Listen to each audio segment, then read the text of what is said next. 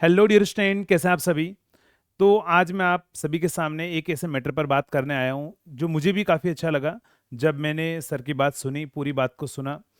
तो सर का आज एक वीडियो था। आज आपको पता है एएलपी का आज से पेपर जो है वो स्टार्ट हुआ है, और आदित्य रंजन सर का एक वीडियो जो है वो आप सभी ने देखा होगा। अगर नहीं देखा है तो डेफिनेटली आप जाकर देखें। सर ने काफ़ी अच्छी बात बताई है, और मैं भी अगर मैं बात करूं तो सर की बातों से बिल्कुल सहमत हूं कि सर ने बोला है कि जो भी हमारे पास में एएलपी का जो पेपर जैसे हुआ है, आपको पता है नॉर्मली क्या होता है, जैसे पेपर पेपर होता है उसके बाद में एनालिसिस जो है वो स्टार्ट हो जाता है। सभी एनालिसिस करते हैं, मैंने भी एक वीडियो बनाया था। लेकिन जब मैंने सर की बातों को सुना तो मुझे ऐसा लगा कि यार डेफिनेटली ये उन स्टूडेंट के साथ में गलत हो रहा है जो पहली शिफ्ट में पेपर दे के आए। और ऐसा मैंने खुद ने ऑब्जर्व किया है, इतने साल से पढ़ा रहा हूँ, कि नॉर्मली क्या होता है कि जो पहली शिफ्ट में जो क्वेश्चन आते हैं ना, लगभग अगर सेकंड शिफ्ट या थर्ड शिफ्ट की अगर हम बात करें तो उनमें से लगभग 60-70% उन्हीं के आसपास की चीजें पूछी जाती है। तो यानी कि जो बाद की शिफ्ट में जो पेपर देने जा रहे होते हैं उन सभी को काफी बेनिफिट मिल जाता है। और नॉर्मली ये भी हुआ है, हमेशा ये हुआ है कि पहली शिफ्ट वाले स्टूडेंट जो है वो सेलेक्ट थोड़े से कम ही होते हैं। ऐसे बहुत सारे स्टूडेंट हैं जिनके फ़ोन भी आए थे मेरे पास में, इससे पहले भी बहुत बार फ़ोन आया कि सर जो हमारा पेपर फर्स्ट शिफ्ट में था, बट हमें पता नहीं था कि आइडिया किस टाइप के क्वेश्चन पूछे जाएंगे। लेकिन नॉर्मली सेकंड शिफ्ट या थर्ड शिफ्ट के बाद में जितने पेपर होते हैं उन सभी को ये पता लग जाता है कि हाँ कौन कौन से टॉपिक से ज़्यादातर क्वेश्चन पूछे जा रहे हैं। तो अगर वो उन टॉपिक को ही स्ट्रॉन्ग कर लेगा ना, तो 60-70% क्वेश्चन तो वहीं से उनको मिल ही जाएंगे। और नॉर्मली आपको पता है 70-75% या 80% तक अगर आप मार्क्स ले आते हो तो आराम से आपका सिलेक्शन हो ही जाएगा। और यहाँ पर सर की एक बात सबसे बड़ी कि चलो मान लो एक या दो शिफ्ट में पेपर होता तो इतना कंपैरिजन होता क्या कि जैसे मान लो दो शिफ्ट में ही पेपर बनाना है। अब अपने पास में इतनी बड़ी साइंस है तो अपन क्या करेंगे, दो पेपर अलग अलग बना सकते हैं अपन चाहे ना। लेकिन अब यहाँ पर आपको पता है कि एएलपी में मल्टीपल शिफ्ट बहुत सारी है।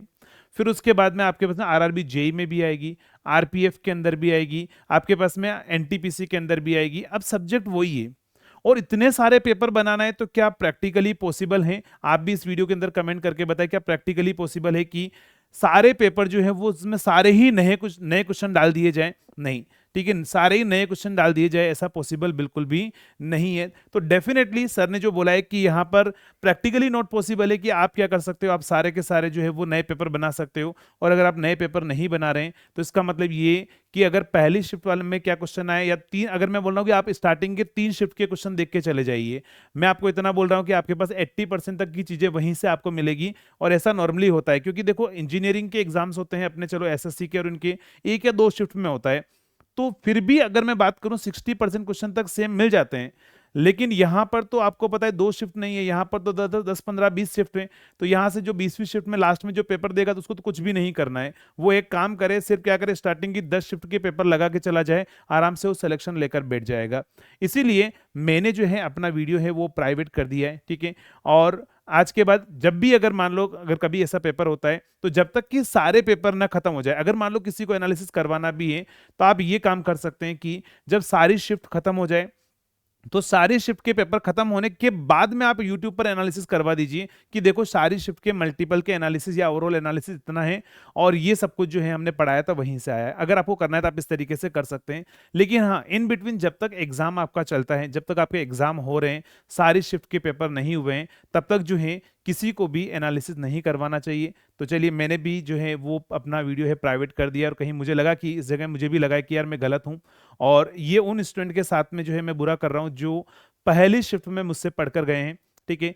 तो अब जो है जब तक ये पूरा पेपर खत्म ना हो जाए, जब तक कि सारे आरआरबी के एग्जाम खत्म ना हो जाए, तब तक जो है वो ना मैं आपको एनालिसिस करवाने वाला हूँ, और ना ही जो है बाकी जो इंस्टीट्यूट है जो भी एनालिसिस करवा रहे हैं वो भी मैं रिक्वेस्ट करता हूँ कि आप जो है एनालिसिस ना करवाएं, ताकि जो है उन स्टूडेंट के साथ में भेदभाव ना है जो पहली शिफ्ट या दूसरी शिफ्ट या तीसरी शिफ्ट के अंदर जो है पेपर देकर गए हैं, क्योंकि उनको इससे बहुत बड़ा लॉस हो जाता है। और आपको सभी को पता है कि नॉर्मलाइजेशन भी अगर होगा तो इतने ज़्यादा मार्क्स नहीं बढ़ते हैं। वैसे नॉर्मली मैंने ऐसा देखा है कि एसएससी जेई के अंदर तो ऐसा होता है कि पहली शिफ्ट वालों के नॉर्मलाइजेशन बढ़ते ही नहीं है। नॉर्मलाइजेशन में मार्क्स जो बढ़ते हैं वो लास्ट शिफ्ट वालों के और ऊपर से बढ़ जाते हैं। एक तो उनको पेपर का आइडिया तक हो जाता है, और उनके मार्क्स भी ऊपर और ऊपर से बढ़ जाते हैं। पहली शिफ्ट वालों के लिए अगर आप पिछले 2 साल के एसएससी जेई के पेपर देखेंगे तो वहां पर जो है और मार्क्स कम हुए हैं फर्स्ट शिफ्ट वालों के लिए, जबकि उनका पेपर भी उनको नहीं पता है। सेकंड थर्ड शिफ्ट वालों को नॉर्मली आइडिया भी होता है। और ऐसे में आपको बहुत सारे पेपर बता दूंगा, एसएससी जेई के हो या किसी के भी हो, जब मल्टीपल शिफ्ट में पेपर हुआ है तो 2 या 3 क्वेश्चन तो एज इट इज रिपीट हुए हैं। एज इट इज, मतलब डेटा भी चेंज नहीं होता है। तो आप सोचिए कि यार 2 पेपर बनाने में अगर 2 या 3 क्वेश्चन रिपीट हो जा रहे हैं, तो यहाँ से मल्टीपल 20-30 पेपर बनाने में कितने सारे क्वेश्चन रिपीट होंगे। तो इसीलिए मैंने बोला कि लास्ट वाले जो भी हैं वो मान लो अगर आपके पास में लास्ट में अगर पेपर दे रहे हो तो उनको बहुत बेनिफिट मिल जाएगा। तो डेफिनेटली मैं आदित्य रंजन सर की बात से बिल्कुल सहमत हूँ। और आज के बाद जब भी इंजीनियर्स केयर इंस्टीट्यूट पर अगर मान लो कभी किसी पेपर का एनालिसिस हुआ भी, तो तब होगा जब जाकर कि सारा पेपर क्यों ना खत्म हो जाए, जब पूरे ही आपके पास में जितनी शिफ्ट में, चाहे वो एसएससी जेई के पेपर होंगे, चाहे आरआरबी जेई का टेक्निकल होगा या नॉन टेक्निकल होगा, उन सभी के analysis at the end of अपन बात करेंगे कि पूरा पेपर खत्म होने के बाद में कि शिफ्ट वाइज लेवल कैसा रहा है और किस तरह की चीजें पूछी गई हैं। तो इससे क्या होगा, अगले साल आने वाले जो स्टूडेंट हैं उनको जरूर एग्जाम पैटर्न का पता लग जाए। बाकी अदरवाइज जो मल्टीपल रनिंग में जो पेपर दे रहे हैं कंटिन्यूसली 2 या 3 दिन तक, उनको इस चीज का नुकसान ना हो। तो इसके लिए मैं हमेशा स्टूडेंट के साथ में हूँ, और स्टूडेंट के भले के लिए जो बात होगी वो हमेशा मैं वहां पर खड़ा रहूंगा। तो सर की जो बात है, आदित्य सर की जो बात है, वो स्टूडेंट के भले के लिए बहुत अच्छी बात लगी मुझे।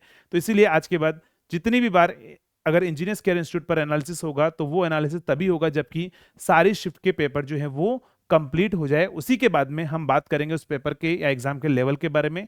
तब तक आप अपनी बस पढ़ाई कीजिए और अपने आप पर भरोसा कीजिए कि आपको जिस भी फैकल्टी ने पढ़ाया, जिसने भी पढ़ाया है, वो आपको बेहतरीन पढ़ाया है। और आपका एग्जाम अगर आपने उसको फॉलो किया तो आपका एग्जाम जो है वो आराम से निकल जाएगा, आपका सिलेक्शन हो जाएगा। तो चलिए दोस्तों, मिलेंगे नेक्स्ट वीडियो में। तब तक के लिए थैंक यू सो मच।